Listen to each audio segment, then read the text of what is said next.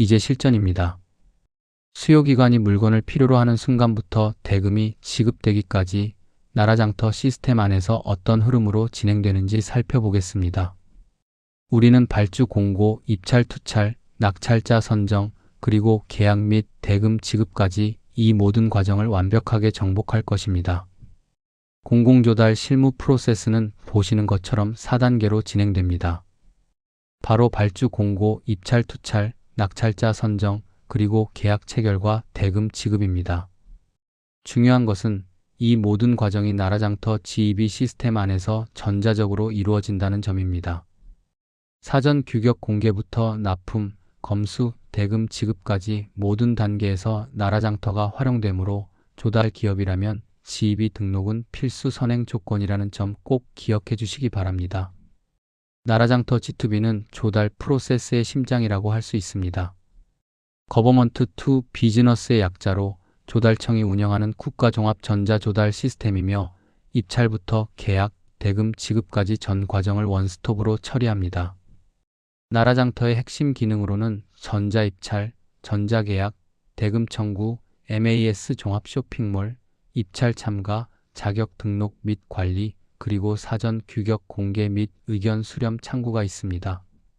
이에 관계자별로 역할을 살펴보면 조달청은 GEB 시스템을 운영 및 관리하고 발주기관은 수요 발생 후 입찰 공고를 게시하며 조달 기업은 공고 검색부터 대금 청구까지 진행하고 수요 기관은 납품 검사 및 대금 지급을 확정합니다.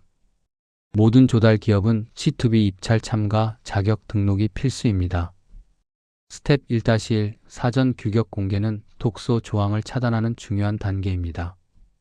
이는 정식 입찰 공고 전 발주기관이 구매 규격을 미리 공개하여 특정 업체에 유리한 독소 조항이 없는지 업계 의견을 듣는 투명성 확보 장치입니다. 발주기관은 입찰 전에 물품 스펙이나 용역 과업 내용서 등을 나라장터에 미리 공개하는데 그 목적은 특정 업체에 유리하게 설계된 맞춤 스펙, 즉 독소 조항을 방지하여 공정한 경쟁 환경을 조성하는 데 있습니다.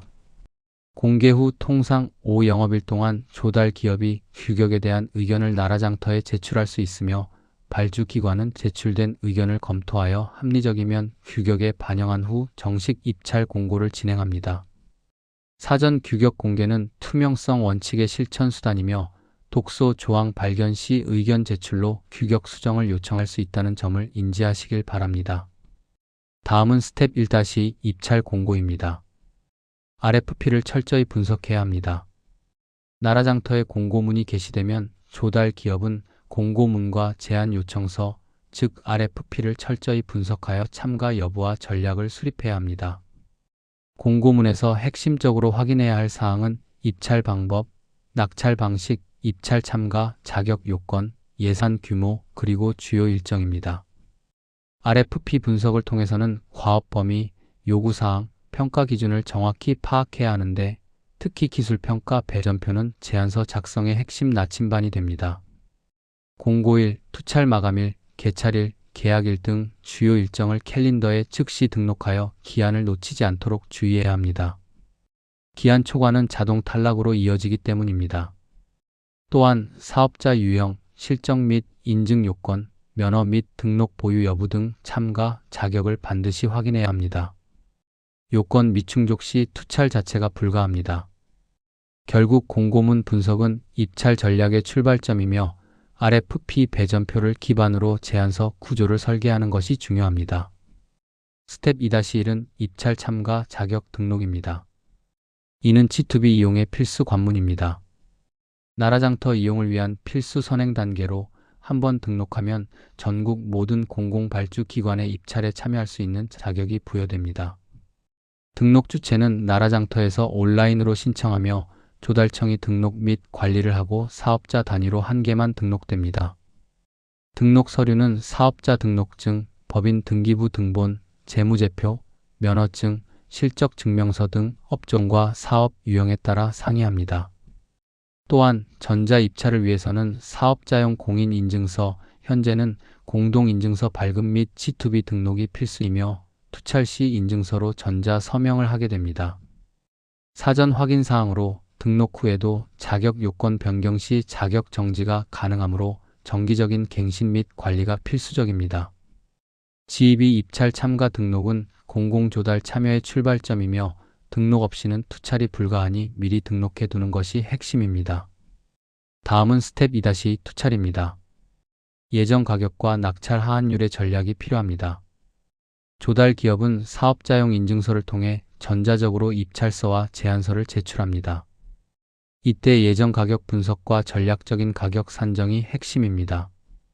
예정 가격이란 발주 기관이 계약을 체결할 때 기준으로 삼는 가격으로 입찰자에게는 미공개됩니다.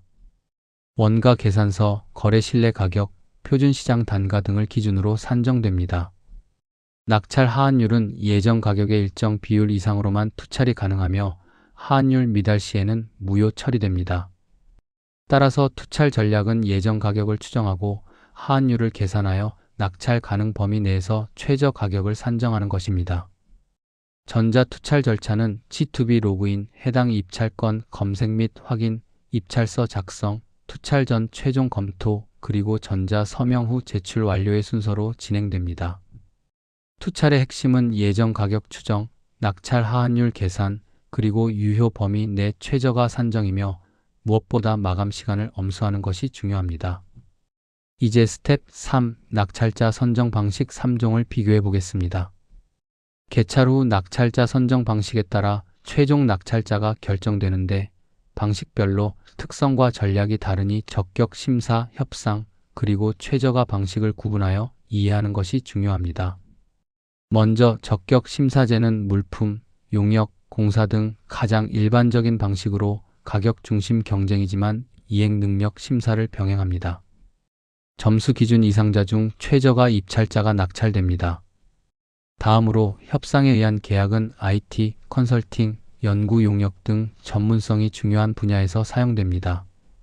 기술 점수와 가격 점수를 합산하여 1순위자를 선정한 후 세부 협상을 진행합니다. 기술 배점이 높을수록 가격 중요도는 낮아지는 특징이 있습니다. 마지막으로 최저가 낙찰제는 대형 공사 등에 주로 사용되던 방식으로 가격만으로 낙찰자를 결정하는 단순한 구조입니다. 낙찰 하한율 이상 최저가 입찰자가 자동 낙찰되지만 부실 이행 리스크가 있어 현재는 적용 범위가 축소되고 있습니다. 낙찰 방식은 공고문에 명시되어 있으니 반드시 확인하시기 바랍니다. 스텝 3-1 적격 심사제는 가격과 이행 능력 심사를 병행하는 방식입니다. 가격 중심으로 경쟁하되 계약 이행 능력, 즉 실적, 재무, 신용이 일정 점수 이상인 자 중 최저가 입찰자를 낙찰자로 선정합니다. 절차는 개찰 후 최저가 입찰자 순서대로 적격 심사를 실시하여 기준 점수 이상이면 낙찰, 미달이면 다음 입찰자로 넘어갑니다. 심사 항목으로는 계약 이행 실적, 재무 비율, 신용평가 등급, 그리고 경영 상태 등을 종합적으로 평가합니다. 전략 포인트는 실적, 재무, 신용 기준을 사전 확인하여 기준 미달로 탈락하는 일이 없도록 실적 관리를 철저히 하는 것입니다. 주의사항은 적격 심사를 통과했다고 해서 바로 낙찰이 아니라는 점입니다. 심사 후 계약 체결까지 추가 절차를 완료해야 합니다. 적격 심사는 가장 광범위하게 쓰이는 낙찰 방식이며 실적, 재무, 신용 세 가지 관리가 기업의 핵심 경쟁력이라는 것을 명심하시기 바랍니다. 스텝 3-2 협상에 의한 계약은 기술력으로 승부하는 방식입니다. IT, 컨설팅, R&D 등 전문성이 중요한 용역에서 기술 점수와 가격 점수를 합산하여 1순위자와 세부 내용을 협상하여 낙찰자를 정합니다. 협상 계약 절차는 RFP 분석 및 제안서 작성, 기술 제안서와 가격 제안서 제출, 기술평가위원회 기술 점수 산정, 기술과 가격 합산 후 1순위 결정, 1순위자와 세부 사항 협상, 그리고 협상 타결 후 계약 체결로 진행됩니다. 점수 배점 구조는 보시는 바와 같이 기술 점수 80%, 가격 점수 20%로 기술의 중요도가 매우 높습니다. 전략 포인트는 기술 배점이 높을 경우 가격 경쟁보다 제안서 품질이 당락을 결정하므로 좋은 PM과 기술진을 투입하고 차별화된 제안 전략을 세우는 것이 핵심입니다. 협상 계약은 기술 점수 80%의 가격 점수 20%가 적용되며 제안서가 당락을 결정하니 RFP 배점표를 역방향으로 분석하는 것이 중요합니다. 스텝 4-1은 계약 체결입니다. 전자서명과 보증금에 대한 내용입니다. 전자서명을 통해 계약을 확정하고 계약 보증금을 납부하거나 지급각서를 제출합니다. 계약서는 나라장터에서 전자적으로 생성 및 보관됩니다. 전자계약 체결은 낙찰 통보 후 나라장터에서 전자계약서를 작성하고 공동인증서 전자서명으로 계약을 확정하므로 직접 방문할 필요가 없습니다.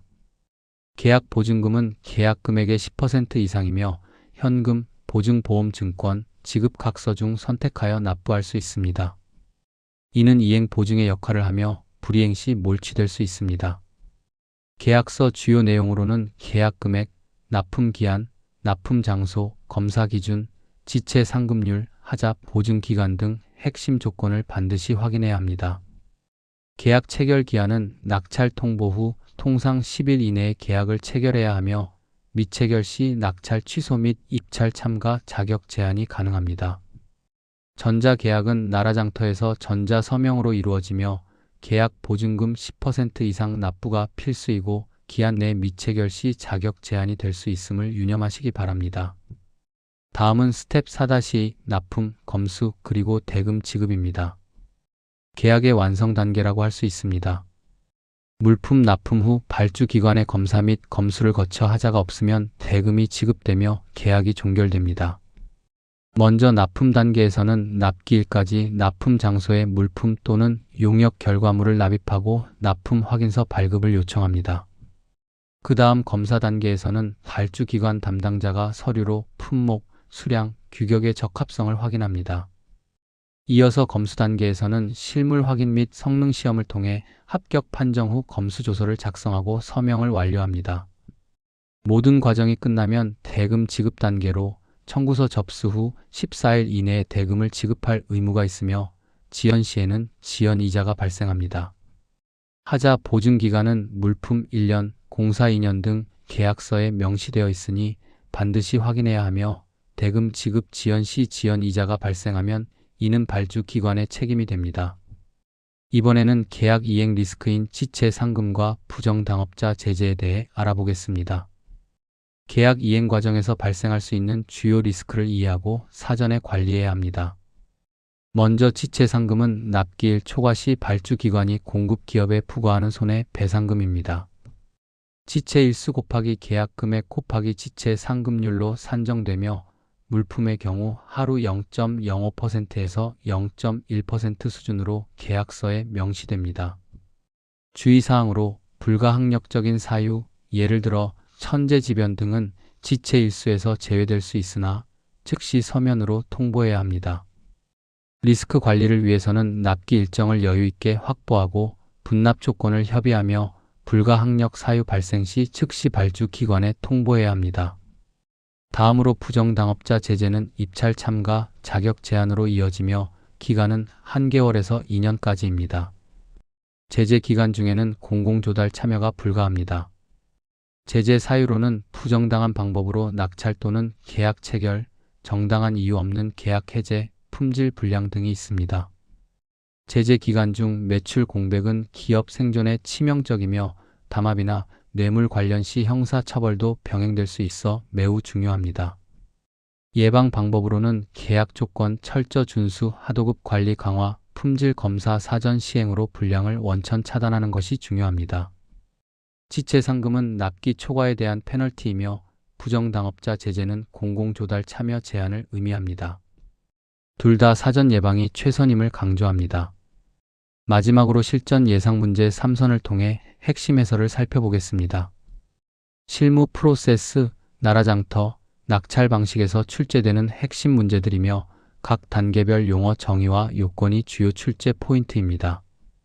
첫 번째 문제, 정식 입찰 공고 전 발주 기관이 구매 규격을 미리 공개하여 독소 조항 여부를 업계가 검토하고 의견을 제출할 수 있도록 하는 제도는 무엇일까요? 정답은 1번 사전 규격 공개입니다. 사전 규격 공개는 입찰 공고 전 규격을 미리 공개하여 업계 의견을 수렴, 독소 조항을 방지하는 투명성 확보 장치입니다. 두 번째 문제, IT 컨설팅 등 전문성이 중요한 용역에서 기술 점수와 가격 점수를 합산해 1순위자와 협상하는 낙찰 방식은 무엇일까요? 정답은 3번 협상에 의한 계약입니다. 협상에 의한 계약은 기술 점수와 가격 점수를 합산해 1순위자를 결정하고 세부 내용을 협상하는 방식입니다.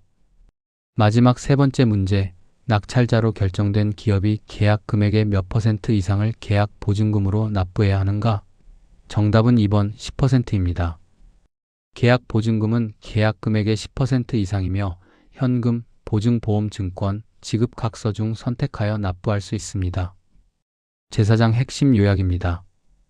우리는 공공조달의 4단계 실무 프로세스를 살펴보았습니다. 스텝 1 발주 공고에서는 독소 조항 방지를 위한 사전 규격 공개와 RFP 및 공고문 철저 분석이 전략의 출발점이었습니다. 스텝 2 입찰 투찰에서는 G2B 입찰 참가, 자격 등록이 선행 필수 조건이며 공동인증서로 전자 투찰을 하고 예정 가격과 낙찰 하한율을 분석하여 투찰해야 합니다. 스텝 3 낙찰자 선정에서는 가장 일반적인 적격 심사와 기술력 중심의 협상 계약 방식이 있으며 개찰과 평가를 거쳐 낙찰이 통보됩니다.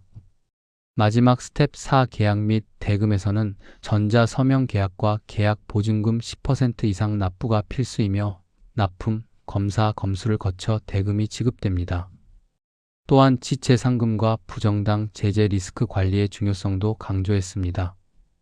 이 모든 과정을 잘 이해하고 준비하셔서 성공적인 조달 사업을 이루시길 바랍니다.